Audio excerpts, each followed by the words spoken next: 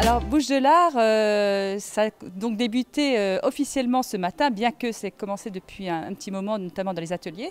Donc cette semaine, nous avons pu permettre aux enfants de venir voir les spectacles des différents intervenants artistiques qu'ils avaient rencontrés auparavant. Donc on a eu la compagnie À Deux Pas, nous avons eu les Cris du Son, pour les spectacles jeunes publics, c'est-à-dire que de la maternelle jusqu'au CM2, chaque enfant a vu au moins 2 spectacles durant cette semaine-là et a pu aussi découvrir avant ces mêmes intervenants dans les écoles et les avoir rencontrés depuis le mois de janvier en tout cas. Et à côté de ça, pour que aussi la culture s'exporte aussi dans la ville, donc nous avons également accueilli les Traînes Savates, qui est une fanfare funk, donc accompagnée pour la dernière avec des danseurs hip-hop. Et ils sont intervenus dans différents quartiers de la ville, donc pour permettre aussi d'exporter la culture et d'aller au plus près des habitants. Et également au collège, au centre socioculturel et à l'IME, ce qui fait que chacun des habitants a au moins pu voir ou entendre les Traînes Savates.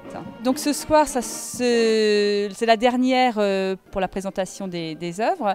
Et demain, nous finissons le festival avec Monsieur Riboulding, qui est un bal pour enfants. Moi, ça me fait énormément plaisir parce que j'ai vu ce soir des personnes qui sont venues au théâtre, qui sont venues à nous, qui n'est pas forcément vers la culture. Donc là, on a réussi notre pari, c'est-à-dire de pas faire que la culture ne soit pas élitiste, mais qu'elle appartienne à tout le monde et que chacun se l'approprie et donc vienne dans un théâtre, parce que c'est une démarche parfois assez compliquée, viennent dans le théâtre sans aucun, en se disant ça m'appartient aussi et voilà, sans aucune arrière-pensée, et leur dire c'est mon lieu aussi, c'est ma ville, c'est mon quartier, et la culture en fait partie et j'y ai le droit comme tout le monde. Voilà. Je travaille avec Delphine Pétron très régulièrement. Il m'a été demandé de penser à un projet artistique qui pourrait réunir les 3 quartiers de la glacerie. Donc j'ai pensé à 3 fresques, un triptyque qui serait réuni de façon symbolique à la fin du festival en fait. Ce sont les habitants de chaque quartier qui ont dû réfléchir à tout ça.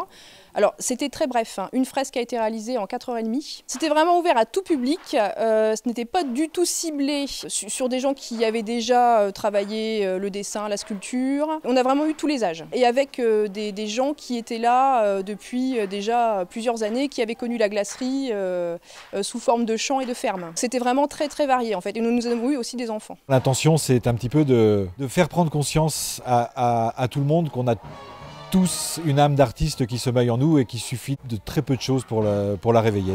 Alors, que ce soit dans les œuvres graphiques, que ce soit dans les œuvres presque de sculpture, dans la musique ce soir, dans l'art de conter. Dimanche dernier, on a eu aussi une extraordinaire balade contée et qui a généré chez les jeunes ce besoin aussi de raconter des histoires. Donc le message, il est là. La culture n'est pas un sanctuaire. Voilà. La culture et l'art, c'est notre quotidien et chacun peut le saisir à un moment ou à un autre pour exprimer ses émotions, pour exprimer ses intentions. À bientôt sur tvie.tv.